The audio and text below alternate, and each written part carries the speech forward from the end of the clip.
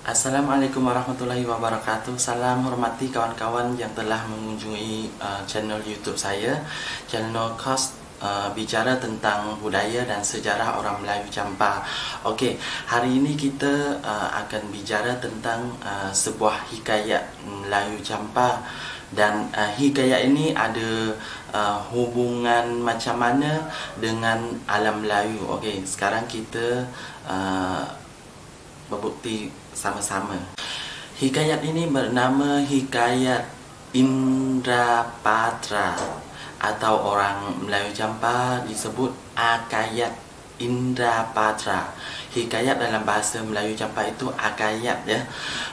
Hikayat Indrapatra ini merupakan satu epik yang amat popular di Champa.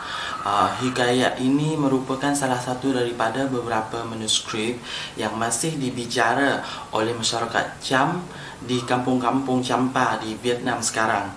Kita memaklumkan bahawa terdapat banyak manuskrip yang diangkat sebagai koleksi kesusastraan Champa tersimpan di beberapa perpustakaan di Perancis dan Amerika Syarikat. Epik ini disebut bagi kali pertama pada tahun 1931 oleh Pimus. 40 tahun kemudian manuskrip ini telah digunakan oleh Narawija sebagai tesisnya. Beliau telah menterjemahkan epik ini ke bahasa Perancis. Pimus telah memberi satu bukti untuk menyatakan persoalan lebih terselah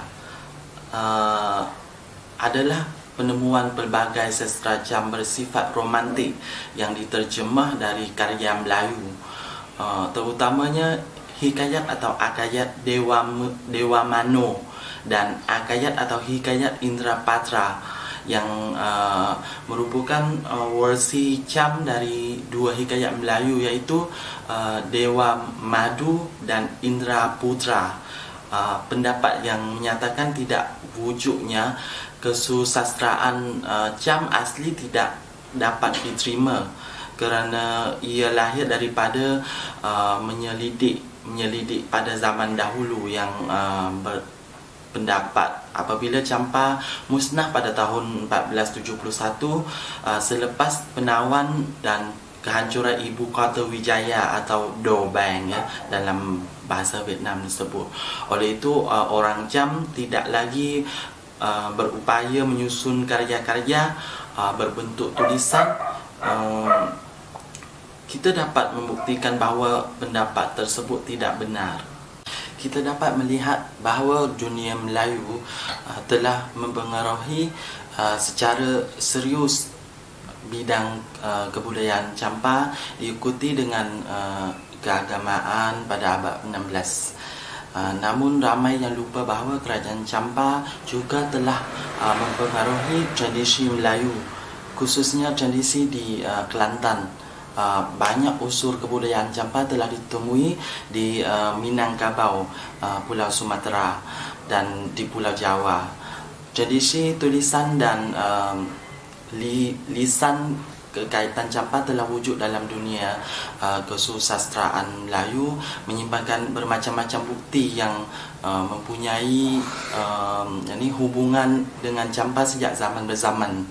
Oleh itu, persoalan ini membayangi asal-usul akayat atau hikayat Cham Indrapatra dan hikayat Indraputra Melayu. Apabila dibandingkan versi Cham dan versi Melayu, kita dapati bahawa manuskrip versi Melayu tertua mempunyai lebih kurang 236 halaman, sedangkan akayat atau hikayat Cham mempunyai kira-kiranya dalam 60 halaman sahaja, mengandungi dalam 400 sampai 650 bab. Berdasarkan manuskrip versi Melayu ditulis dalam bentuk prosa, sedangkan versi Cham disusun dalam bentuk puisi berirama atau araya dalam bahasa Melayu Champa, yang selalu didendangkan dalam suasana keheningan supaya pendengar dapat menghayatinya dengan mudah-mudahan dan tenang. Bab-bab arya atau puisi itu ya, yang merentaian antara satu dengan yang lain disebut kaneng arya. Itu bahasa Cham. Bab-bab itu tersendiri daripada 14 wilayah nada yang dibahagikan kepada 3 baris atau kaneng padit. Bahasa Cham yang tidak sama panjangnya. Ia tersendiri daripada 6 wilayah nada dalam baris pertama, 4 dalam baris kedua dan 4 baris ketiga. Yang contohnya ini puisi itu ya, saya sebut dalam bahasa Cham. Sapun kayau balinga dikereh tandran, sem pun sem tan, bingu mengpo omta. Itu di baris-baris atau dihenti-hentikan macam tu atau disebut macam ni. Sapun kiyau balinga dikereh tandran, sampun samtan bingu mengpo omta. Itu berapa bab arya atau puisi itu. Ada wujud persamaan antara versi Cham dan versi Melayu, di mana kerana pembentukan cerita, jumlah tokoh atau istiadat kunci yang ada dalam versi Melayu tidak mengalami perubahan penting dalam versi Cham, kecuali dalam dalam bab pertama versi Melayu yang tidak terdapat dalam versi Cham. Boleh dikatakan bahawa ini kedua-dua versi tersebut hampir sama, walaupun di sana sini ada beberapa perbezaan yang kecil, baik dalam hikayat atau hikayat Indraputra maupun hikayat Indraputra. Yang Cham punya tu hikayat atau akayat Indrapatra, yang Melayu punya tu hikayat Indraputra ya. Yang dua-dua hikayat ni ditemui ciri-ciri yang menunjukkan bahawa cerita ini berasal daripada sastra India. Dua-dua ni semua dari sumber sastra India. Sesungguhnya nama-nama dalam kedua-dua versi ini, baik yang macam nama orang ya maupun nama tempat, mirip sekali dan sama berasal daripada perkataan yang ditemu dalam sastra India lama, yang contohnya nama-nama orang dan nama-nama tempat dalam versi Cham dan versi Melayu.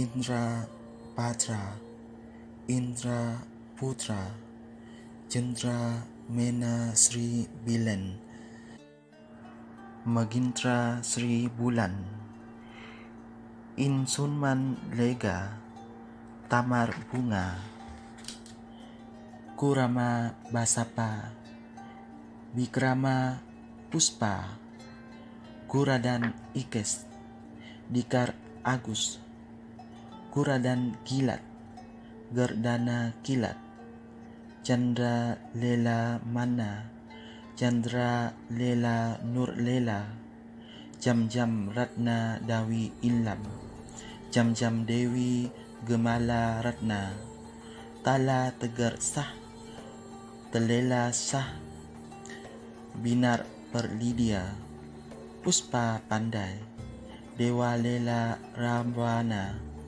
Dewa Lela Mengerna, Sahswan, Syahsian, Suman Jale, Tamar Jalis, Sugana Jahya, Seganda Jahya.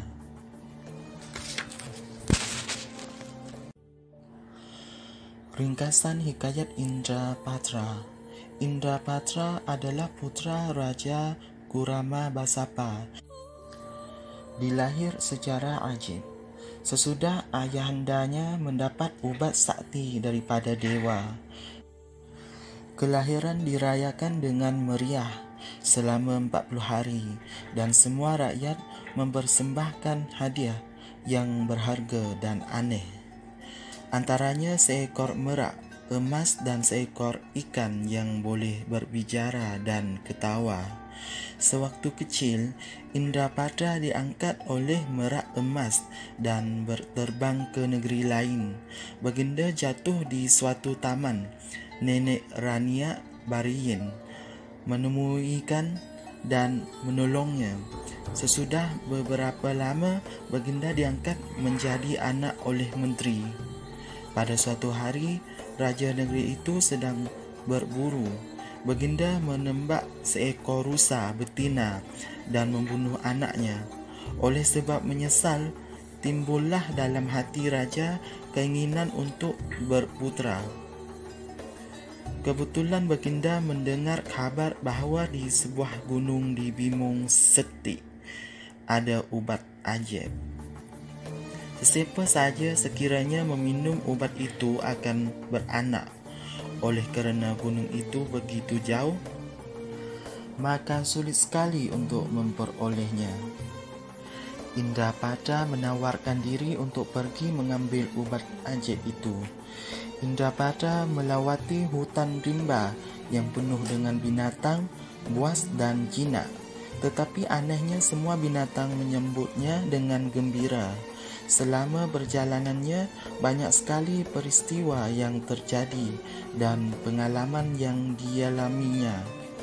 Baginda bertemu dengan raksasa, kemudian membunuhnya. Baginda menemu sebatang pohon kurma ajaib. Kalau dimakan buahnya, mendapat keturunan yang berlimpah-limpah. Baginda juga menemui sebuah perigi emas.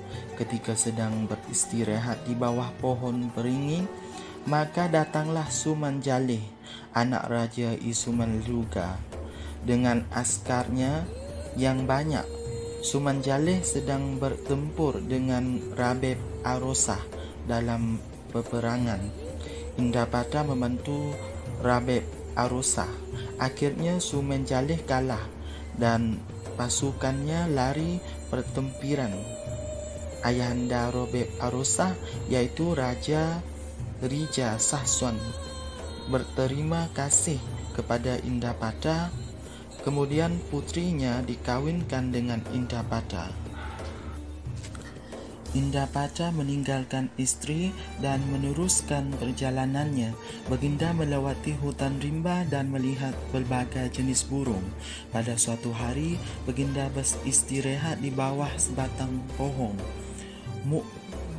Mukafwari memberi sebiji batu ular yang ajaib. Kemudian Indrapada diberitahu oleh Mukafwari bahawa seorang putri raja tempatan sedang mandi di kolam. Melihat putri raja yang begitu cantik, Baginda ingin mengkahwinkannya. Oleh sebab itu, Tuan Putri telah bertunang dengan Rija Dewa Lela Rawana.